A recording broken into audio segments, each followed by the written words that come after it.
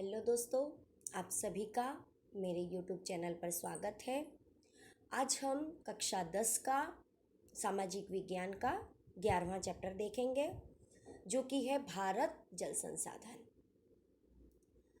जल यानी कि पानी, जिसके बिना जीवन की कल्पना करना असंभव है।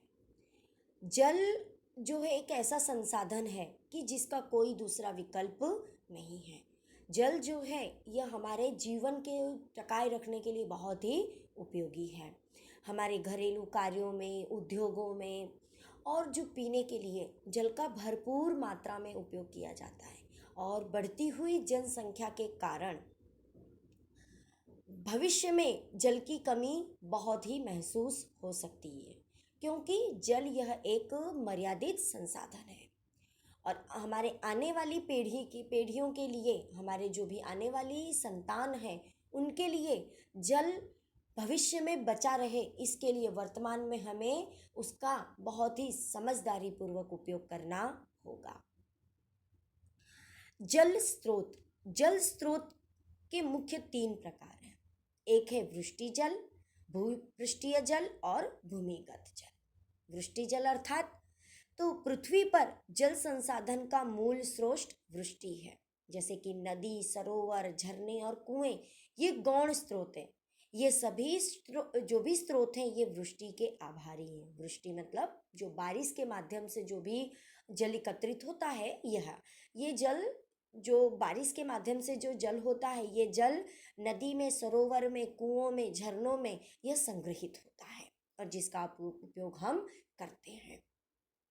भूपृष्ठीय जल, तो भूपृष्ठीय जल में पृथ्वी की सतह का जल नदी, सरोवर, तालाब, समुद्र, झरनों वगैरह के रूप में दिखाई देता है। यह भूपृष्ठीय जल है। भूपृष्ठीय जल का मुख्य स्रोत क्या है? नदी है। और भूमिगत जल, तो मुख्य जल स्रोतों में भूमिगत जल का स्थान महत्वपूर्ण है। भूपृष्ठीय जल के अवशोषण से भूमिगत जल प्राप्त होता है। भूमिगत जल राशि अमर्यादित है। भारत में उत्तर के मैदानी क्षेत्रों में 22% भूमिगत जल पाया जाता है। भारत का जो उत्तरी मैदान जो क्षेत्र है, वहाँ पे 22% भूमिगत जल मिलता है। और दक्षिण भारत के पठारी प्रदेश के अंदर एवं पर्वतीय क्षेत्रों के कारण भूमिगत जल का प्रमाण बहुत ही कम है, क्योंकि वहाँ पे जो भी है वो पर्वतीय विस्तार है। और पर्वतीय विस्तार के अंदर जो है दक्षिणी प्रदेश के अंदर जो भी पानी है उसका प्रमाण बहुत ही कम है। भूमिगत जल का सर्वाधिक उपयोग जो है वो सिंचाई के लिए किया जाता है। जल संसाधन एवं उसका उपयोग, अब हम देखते हैं जल संसाधन का उपयोग कहाँ कहाँ पर जल का उपयोग किया जाता है। तो सबसे महत्वपूर्ण जो है उपयोग वह है सिंचाई। भारत में लगभग 84% जल सिंचाई के लिए उपयोगी है। उदाहरण स्वरूप देखें तो 1 किलोग्राम गेहूं अगर उत्पन्न करना है तो उसके अंदर लगभग 1500 लीटर पानी की आवश्यकता होती है। और कुछ फसलें तो ऐसी हैं कि जिसके अंदर पानी का अधिक उपयोग किया जाता है, जैसे कि धान है, पटसन, गन्ना वगैरह की जो फसलें होती इसमें पानी का भरपूर मात्रा में उपयोग होता है। प्राचीन समय से ही पानी का उपयोग जो है वो सिंचाई के लिए किया जाता है।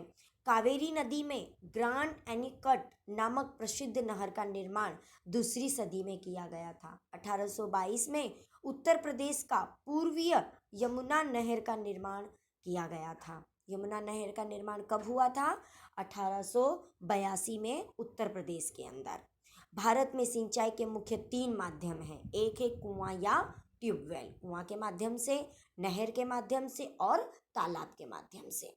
इनमें से कुआं एवं ट्यूबवेल सिंचाई के मुख्य माध्यम है। गाँव में कुएं होते हैं और ट्यूबवेल के माध्यम से सिंचाई की जाती है, क्योंकि नहर हर गांव तक पहुंचना मुश्किल था और कुएं जो है हर गांव में उपलब्ध होते थे। इसकी वजह से कुओं में या ट्यूबवेल बनाकर उसमें से पानी की सिंचाई, मतलब जो खेतों में सिंचाई की जाती थी। नहर एवं तालाब क्रमशः दूसरे एवं तीसरे स्थान पर आते हैं। नहरों द्वारा जो उपयोग है यह यमुना एवं गंगा के विशाल मैदानों तथा पूर्व के तटीय मैदानों में स्थित महानदी जैसे कि गोदावरी, कृष्णा एवं कावेरी मुख्य त्रिकोणीय प्रदेश में होती हैं। और कुआं एवं ट्यूबवेल जो है कांप के मैदानों में सामान्य, यानी कि कुएं जो है, ट्यूबवेल है, ये हर गांव में, हर विस्तार में उपलब्ध हो सकते हैं। तालाब तालाब के द्वारा होने वाली सिंचाई जो है वह दक्षिण राज्यों में अधिक होती है। बहुउद्देशीय योजनाएं। अब सिंचाई के लिए जो बहुउद्देशीय योजनाएं बनाई गई वह कौन कौन सी हैं? तो भारत में अनेक छोटी बड़ी नदियां हैं। भारत का जल परिवाह समृद्ध है।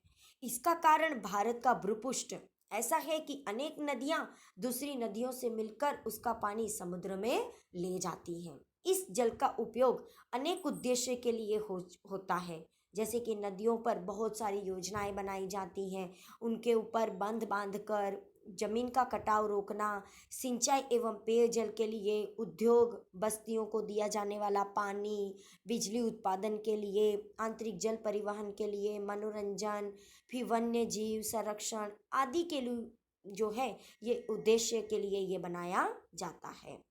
अब हम देखते हैं कि भारत की मुख्य बहुकोशिकाएं, बहुउद्देशीय कौन कौन से हैं। तो बहुउद्देशीय योजनाओं में कौन कौन सी योजनाएं बनाई गई, कौन सी नदी पर बनाई गई और उससे किन राज्यों को लाभ हुआ। तो भाखड़ा नागल ये कौन सी नदी पर बना है? सतलज नदी पर। और इसका उपयोग जो है पंजाब, हरियाणा और राजस्थान को, इन तीनों राज्यों को मिला है। कोसी कोसी योजना जो है वह कोसी नदी पर बनाई गई है, जिसका लाभ बिहार राज्य को मिलता है। दामोदर घाटी योजना जो है दामोदर नदी पर बनाई गई है, जिसका उपयोग झारखंड और पश्चिम बंगाल राज्य करते हैं। हीराकुंड महानदी पर बनाया गया है, जो ओडिशा राज्य को उपयोगी हुआ है। चंबल घाटी योजना जो बनाई गई है ये चंबल नदी पर, जिसका उपयोग मध्य प्रदेश और राजस्थान, ये दोनों बॉर्डर वाले हैं प्रदेश, इन दोनों प्रदेशों को हुआ है। नागार्जुन सागर यह कृष्णा नदी पर बनाया गया है, जिसका उपयोग आंध्र प्रदेश एवं तेलंगाना राज्यों को मिला है।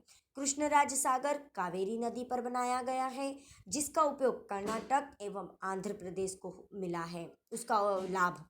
एवं तुंगभद्रा जो है नदी, ये तुंगभद्रा नदी पर ये योजना बनाई गई है, जिसका उपयोग कर्नाटक एवं आंध्र प्रदेश, यानी कि कर्नाटक और आंध्र प्रदेश को कावेरी नदी के द्वारा और तुंगभद्रा के द्वारा जो भी योजनाएं बनाई गई उसका लाभ मिला है। नर्मदा घाटी जो सरदार सरोवर योजना के नाम से जानी जाती है, जिसे नर्मदा नदी पर बनाया गया है, इससे 4 राज्यों को लाभ मिला है, मध्य प्रदेश, गुजरात, राजस्थान और महाराष्ट्र को। कडाना यानी बनाकबोरी जो महिसागर नदी पर बनाया गया, जिसका लाभ जो है गुजरात राज्य को भरपूर मात्रा में मिला है। उकाई और काकरापार तापी नदी पर ये दोनों बंध बनाए गए हैं, जिसका उपयोग गुजरात राज्य में अधिक हुआ है। और धरोई योजना जो बनाई गई है, धरोई डैम जो बनाया गया, ये साबरमती डैम नदी पर बनाया गया है और इसका उपयोग गुजरात राज्य में अधिक हुआ है। अब देखते हैं हमारा नेक्स्ट पॉइंट जो है सिंचाई क्षेत्र का वितरण। भारत के प्रत्येक राज्य के संदर्भ में सिंचाई क्षेत्रों का बड़ा अंतर है।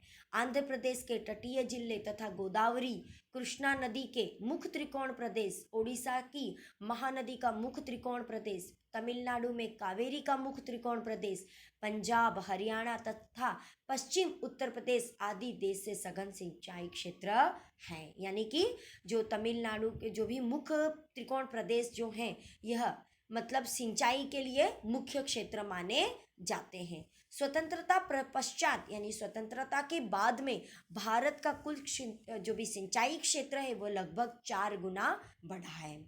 स्पष्ट बुवाई क्षेत्र में लगभग 38% भाग जो है वह सिंचाई से हुआ है। भारत के राज्यों में सिंचाई क्षेत्र के वितरण में बड़ी असमानता है।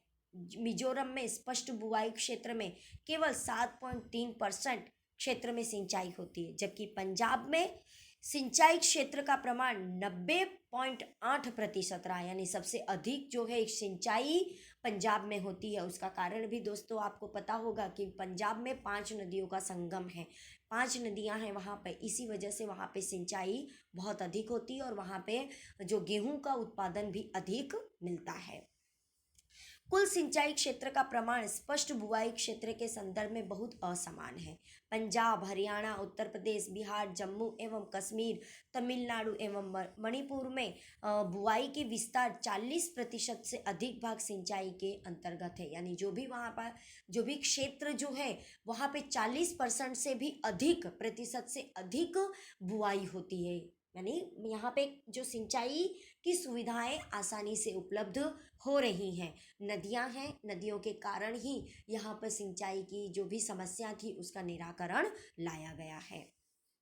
अब हम देखते हैं जल संकट। जल प्रकृति से मिली अनमोल भेंट है।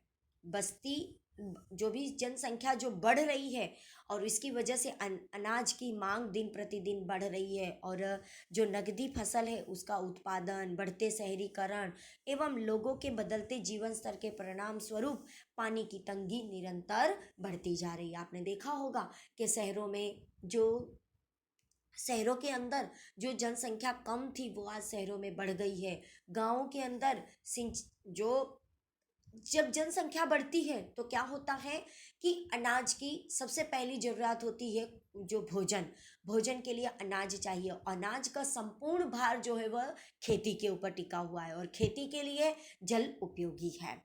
तो ये सब जो कारण है इसकी वजह से भी जल संकट उत्पन्न हो रहा है और मनुष्य के हित के लिए, आजीविका तथा आर्थिक विकास के लिए जल की जो समस्या है यह बहुत बढ़ गई है।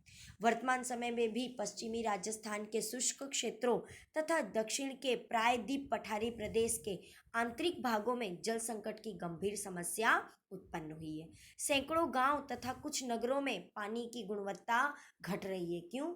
क्योंकि जो जमीन से जल जो प्राप्त हुआ है, बराबर, तो क्या होता है कि उद्योग बढ़ रहा है। उद्योग के द्वारा जो भी मतलब प्रदूषित पानी है वह नदियों में या मतलब जमीन में ऐसे ही खुले रूप में छोड़ दिया जाता है, जिसकी वजह से वह जमीन में शोषित होता है और पानी जब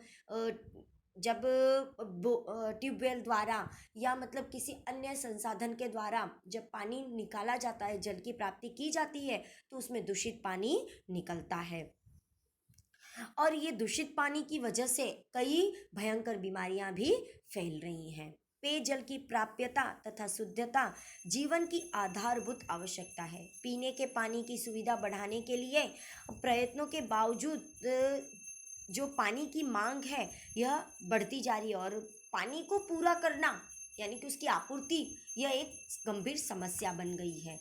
आज भी भारत में 8% शहरों में पेयजल की तीव्र कमी है। यानी आज भी ऐसे प्रदेश हैं हमारे भारत के कुल प्रदेशों में से 8% यानी कि 8% ऐसे राज्य हैं, ऐसे प्रदेश हैं जहाँ पे आज भी भरपूर मात्रा में जल मिलता नहीं है और देश के लगभग 50% गांवों को आज भी स्वच्छ पेयजल उपलब्ध कराना मुश्किल हो गया है। भारत में सिंचाई सुविधा में भारी मात्रा में वृद्धि हुई है। इसके बावजूद 2/3 कृषि क्षेत्र अभी भी वर्षा पर आधारित है। यानी सिंचाई की सुविधा तो बढ़ा दी गई है, लेकिन फिर भी भारत के सभी प्रदेशों में से 2/3 भाग के प्रदेश ऐसे हैं जो सिर्फ वर्षा के ऊपर यानी जब बारिश होगी तभी वो सिंचाई कर सकते हैं, उस पर आधारित हैं। वर्तमान समय में कुएं एवं ट्यूबवेल द्वारा अधिक से अधिक मात्रा में पानी बाहर निकालने से भूमिगत जल का स्तर नीचा गया है। यानी बहुत सारे कुएं खोदे गए या ट्यूबवेल के माध्यम से और नई मतलब बोर वगैरह जो हम कहते हैं, समरसेबुल वगैरह कहते हैं, ये खोद देने की वजह से पानी जो है वो उसका स्तर जो है बहुत ही नीचे चला गया है। परिणाम स्वरूप जल संसाधन घटा है। कुछ राज्यों में भूमिगत जल को अधिक मात्रा में निकालना पड़ रहा है। कृषि उपरांत उद्योगों में पानी का अनियंत्रित उपयोग होता है। घरेलू तथा इकाइयों के दूषित जल तथा प्रदूषण का मुख्य स्रोत है। तो दोस्तों हमने यहाँ तक का जो भी हमने टॉपिक देखा है, आगे का टॉपिक हम हमारे नेक्स्ट वीडियो में देखेंगे। तो आपको जो भी विविध योजनाएं जो तैयार की गई हैं कौन सी नदी पर और उससे किन राज्यों को फ़ायदा हुआ है, उसके बारे में आपको लिखना है और याद भी करना है। एवं सिंचाई क्षेत्र का वितरण एवं जल संकट के जो भी मतलब टूक नोट है, उसकी जो भी टिप्पणी है, उस टिप्पणी को भी आपको लिखकर याद करना है। ओके, वीडियो देखने के लिए आपका धन्यवाद। Thank you.